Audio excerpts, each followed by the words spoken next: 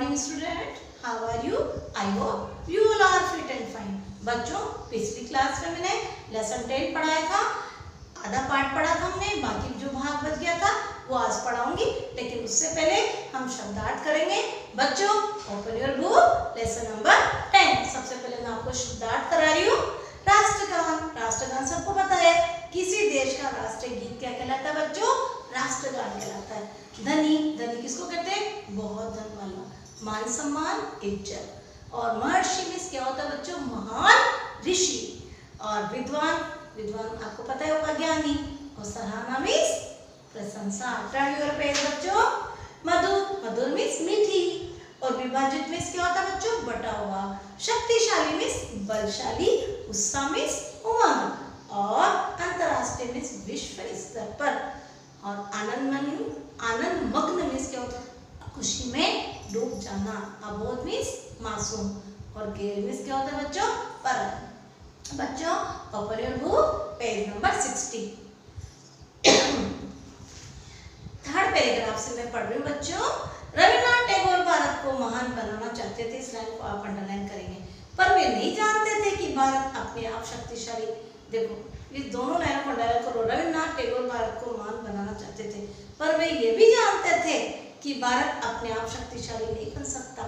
उनका विश्वास था कि भारत को दूसरे देशों की अच्छी बातें सीखनी चाहिए। क्या कहा उन्होंने? अपने आप भारत जो शक्तिशाली नहीं बनेगा, भारत देश को दूसरे देश की जो बातें हैं वो सीखनी चाहिए, अच्छी बातें। वे चाहते थे कि लोग अपने देशवासियों से नहीं बल्कि सारी मानव जाति से प्रेम करें, इसलिए वो अंतर्राष्ट्रीय कहलाने लगे। अब आपके पैराग्राफ आ गया मान लो, और पैराग्राफ में आ गया कि रविन्द्रनाथ टैगोर अंतर्राष्ट्रीय क्यों कहलाने लगे, तो आप ये वाली बात लिखेंगे कि वह अपने देशवासियों से नहीं बल्कि सारी मानव जाति से प्रेम करते थे, इसलिए वो अंतर्राष्ट्रीय कहलाने लगे। रविन्द्रनाथ टैगोर गीत और पुस्तकें लिखकर ही संतुष्ट नहीं हुए। गीत और पुस्तकें लिखकर उनको संतुष्टि नहीं मिली। उन्होंने शांति निकेतन नामक एक विश्वविद्यालय की नींव डाली। किसकी स्थापना करी उन्होंने? शांति निकेतन की। जब कला और अन्य विषयों की शिक्षा उस रूप में दी जाने लगी जिस रूप में गुरुदेव उसे भारत के लिए हितकर बनाना चाहते थे, जिस रूप में गुरुदेव उसे भारत के लिए सबसे हितकर समझते थे, यानी कला और अन्य विषयों की शिक्षा भी दी जाने लगी शांति निकेतन में। रविन्द्रनाथ टैगोर ये भी मानते थे कि हमारे गांव अधिक साफ और सुखी होने चाहिए। क्या बोला उन्होंने? कि जो भारत की जो अधिकतर जनता 70% जनता गांव में निवास करती है, तो जानते थे कि गांव के उद्धार के लिए श्री निकेतन नाम की एक संस्था भी बनाई। उन्होंने गांव के उद्धार के लिए क्या करा? श्री निकेतन संस्था बनाई।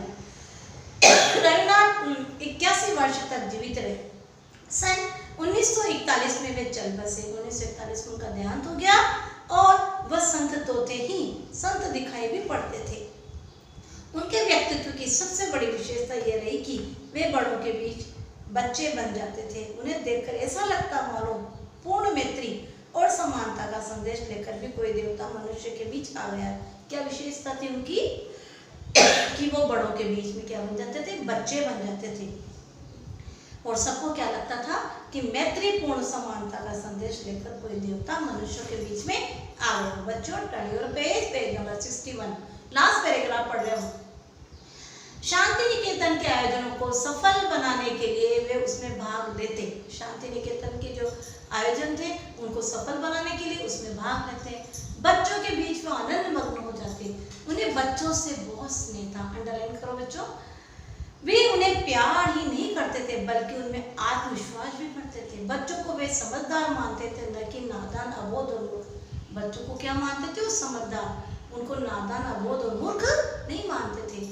वे ये मानते थे कि यदि बच्चों को सरल ढंग से समझाया जाए तो बच्चे आसानी से कठिन विषय भी समझ जाएंगे। और डांटने फटकारने की बजाय उनके साथ खेला जाए और बातचीत की जाए तो उनके गुण उभर कर विकास पा सकेंगे। क्या मानना था उनको?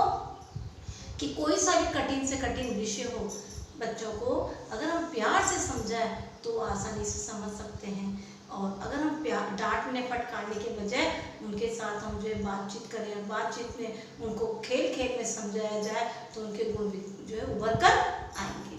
रविन्द्रनाथ टैगोर ने अपने साहित्य और जीवन को स्पष्ट कर दिया कि हमें न तो अपने अतीत की नकल करनी चाहिए और न गैरों के तौर तरीके अपनाने चाहिए। क्या बोला उन्होंने?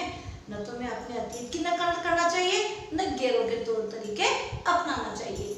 हम जैसे सच्चाई से वैसे बने, जैसे वैसे रहे, सच्चाई के पथ पर चलते रहे, तभी हम स्वस्थ और दृढ़ राष्ट्रीय संस्कृति का निर्माण कर सकते हैं।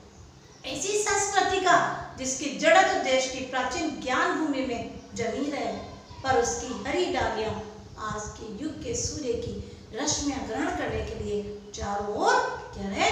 फैली रहे। बच्चों, आज हमने जो लेसन पढ़ा वो रवींद्रनाथ टैगोर का था। ये लेसन मैंने आपको कंप्लीट कर दिया है। क्वेश्चन आंसर मैं पीडीएफ से सेंड कर दूंगी। अब आपका सितंबर का हिंदी फर्स्ट का जो कोर्स है वो कंप्लीट हो गया है।